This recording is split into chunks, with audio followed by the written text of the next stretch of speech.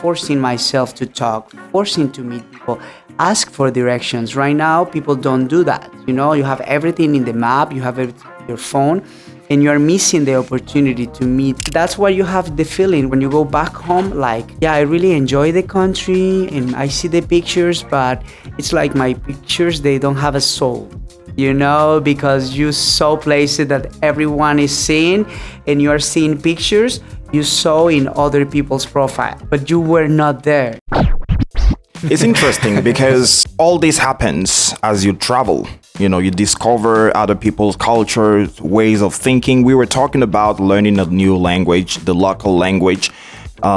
This is the very way to observe how people communicate and how they see the world. And when you understand them, you will be able to assimilate and to feel socially integrated. So I believe the language learning step is very crucial, especially when you're planning to stay for a long period of time. There are so many other things that you're going to learn in the process other than just learning a new language. But let's talk a little bit about how you felt as a South American coming to Spain. I know you have the language in common, Yeah. but then has it facilitated the transition? I guess, yeah.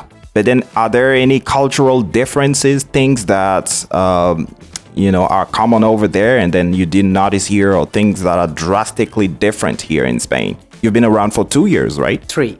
3, okay. Yeah, it's not as you think, but something positive. I was born in Colombia, but I moved to Costa Rica when I was 17. So it was already a first step, because even Costa Rica is part of Latin America. Regarding mindset, it's totally different.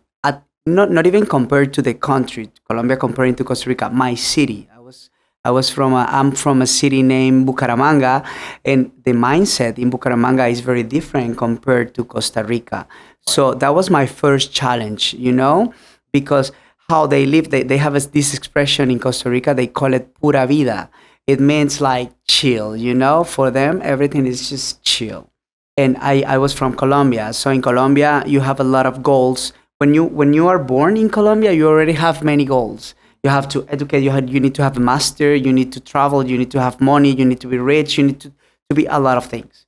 Costa Rica, it's a little bit different, it's quality life. You are supposed to enjoy life, you are supposed to enjoy the nature, you are supposed to enjoy many things, you are supposed to have fun. So they are not in a rush compared to Colombia. So when I moved to Madrid, it was even more difficult because, as you said, even though we speak Spanish, we speak the same language, Spain has a lot of different cultures inside, like Vascos, Andaluces, Gallegos. So even within the country, they feel the difference. So you move to Spain, but you are from Colombia, but you live in Costa Rica, and you meet people from Cuba, from Puerto Rico, from Venezuela. So it's a challenge because even though we speak the same language, this is something I helps me a lot because of my job. It's like trying to understand that you think differently, So your mindset is totally different to my mindset. And the most important thing, it's not trying to understand why you don't think like I think. It's trying to understand what information I'm missing for not understanding your mindset. Because once you do that exercise, it's not that easy. It's a little bit complicated because, as I told you before, we are so attached to our culture, to our mindset, to the ideas we have in our mind that we don't want to force ourselves to think differently in the way of understanding others.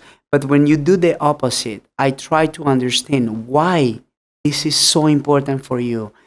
Why, let's talk about politics, religion, gender, whatever. Why this topic is so important for you. And I force myself to try to understand what is the background behind that makes this topic so important, and you are so will to protect this idea or this mindset. it's better to connect. It's easier to integrate because you are not only integrated with the local people, you are integrated to many other people. And that's the power of communication because when you learn languages, I really love languages in general, but for some people it's not important. But at least for me, it's really important. If I meet someone in my job, in where I live, in my school, whatever, and we don't speak the same language, and we have a language in common, I get to know how you think. And I think when you have the opportunity to know people that think differently, and you force yourself to understand them in their language, your brain is going to change. And I'm very passionate about changing my brain, changing how I feel, changing my place in the world. I try to change it every day. And I think cultures and language are the richest way to do it. Do you think traveling is a must? All the added value you get, and when you compare yourself now that you've traveled, even when you visited only one place, just another country, another culture, compared to your younger self, not being so culturally aware, and then you discover how people behave, you understand the narrative behind everything. I believe there is always a why for something, no matter how cruel or different. I will call it different. Somebody is. There is always a why for it. And this is something you get to learn as you travel, as you visit different places. So that's why I'm asking you if you think it's a must, something that helps you enhance your interpersonal skills, your problem-solving skills, and your common knowledge. Maybe when you change your country, and because it happened to me after 5 years living in Costa Rica. I was so attached to my Colombian culture, my Colombian family. I used to know everything that happened in Colombia. I read the news and I was so connected to my family. I knew everything, but I didn't know anything about Costa Rica, And I think sometimes it's the same when we travel. I think traveling opens your mind for sure, but it depends on how you travel. And something I realized a few years ago, it's the uncertainty. Uncertainty, it's the most important. So you need to bring that when you travel. If you travel but you have everything like planned, you have control, you have everything control, and you don't get to integrate with the locals. You don't even have a conversation with the local about, I don't know, the bread in France, for example, or whatever. You don't get to connect with the local people. You are there seeing places, taking pictures, and eating in restaurants. And you know everything about the culture because what you see in the social media or because of what you see in the book, but you don't integrate yourself and you don't spend the time. That's because a lot of friends have that feeling. I never had that feeling when I decided to start traveling. I really love that, integrating, forcing myself to talk, forcing to meet people, ask for directions. Right now, people don't do that. You have everything in the map, you have everything in your phone, and you are missing the opportunity to meet people. And I think this is something I believe we need to be conscious about it because you can travel to a place, and that's why you have the feeling when you return, when you go back home, like, yeah, I really enjoy the country and I see the pictures, but it's like my pictures, they don't have a soul, because you saw places that everyone is seeing and you are seeing pictures you saw in other people's profile, but you were not there in the place. And I think I think it's a Chinese proverb, and they said like, wherever you go with all your heart. And I think going with all your heart means that you have to pay attention to every detail, to every person, to every conversation. So if you are spending time with the people you are, and you are spending time in your phone or talking to the people you are with, and you don't use your energy to get to know the people and how they feel, yes, you can change your mind traveling, but it's not the same. It's like, for example, when you go to a hotel that is all inclusive. I think That's the feeling right now, you know? You have everything. You don't have to worry about anything. So now traveling is like that. I know which places I'm gonna go. I already have the tickets. I know I'm gonna be there 3 hours, and then I have to go to this other place, and I'm going to this bar that is very popular at night and stuff like that. So everything is in my mind. And when I'm in the place, I'm not there. I'm still in my mind. And I think this is going to enrich your experience if you change that mindset. Right. Let's dig deeper. Yeah. You said something striking. You said it depends on how you travel. So it's not just the fact of traveling that brings about, the experience and everything you learn in the process. And I love the word experience. Experience is two things. This is how I see it. First, is just the fact of being exposed to something. So when you travel, this is experience, right? Then the other side of experience is the one attached to wisdom, the wisdom, the knowledge you get from that experience.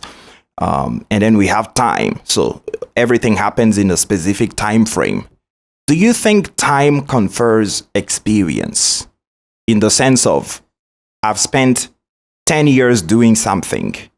I've done it. So that's the first aspect of experience I talked about. Therefore, I'm experienced. And then we talk about the issue of, age and wisdom and experience and all these things. And one's ability to learn lessons, valuable lessons from their mistakes and everything. So do you think time and exposure, so being exposed to a certain reality, automatically gives you experience? It's crazy that you're asking me this right now because I used to think like that. That was a mindset. But now I don't think so. It depends on where your attention goes. Because this is a conversation I have all the time. For example, you can meet someone and this person is 30 years old. And you can have a crazy conversation about a lot of things because this person is paying attention to the right things. So this person is growing and is becoming conscious because it's paying attention to what is important. Then you can meet people that are in their 60s or 70s and you have this feeling that they haven't lived, because they are not paying attention to the right things. So it's the same regarding a job. You can find someone that can do a job, but explain it like how the person does, but the other person can explain you the process itself. So I think it's not regarding the time. I used to think like that. And one of the reasons why I jumped to this conclusion is because sometimes, but when I say, well, I talk about myself, it's like, for example, you go through the same experience or through the same situation 25 times and you don't learn. It's because it's said no, but it's because of that. And some people go through the same experience once and they learn. So it's not about the time. I think right now, because of what I think and how I see the world, is where your attention goes. Like, for example, if we think about gratitude, the people that pays attention to what is really important, and gratitude is like a mindset, I think that people enjoy more life because they learn to put the attention to the right place, to the right things. But it's not regarding time because it's something that you can change in your mind like one day. But of course, there are many experiences that force you to become more grateful, of course. But yeah, I think it's regarding attention. If I have to think about the Buddhism and the Taoism or Jesus or whatever, at the same, they always think about like the silence, like paying attention to what is important. Like, for example, if we think about like Jesus, something I love now. I was never Christian, but I was born in a Christian environment. Something amazing. It's like he never pay attention to other things than the essence of the people. So his attention was always there. So he was having crazy conversation, but he was not paying attention to other things like the human being that was inside. So it's about attention. So if you do that, is it's I think you're gonna grow faster than other people that are paying attention to problems or they take things personally. I don't know if I answer your question, but yeah, I think that where your attention goes, I use this expression that I love a lot, but it's like where your expression goes, where your attention goes, your emotion goes too. So if you pay attention to the right thing, you're gonna grow. If not, you're gonna go through the same experiences for the rest of your life. But going through the experiences based on your question doesn't mean that you are learning. You're just forcing yourself to do the same and avoid the learning process.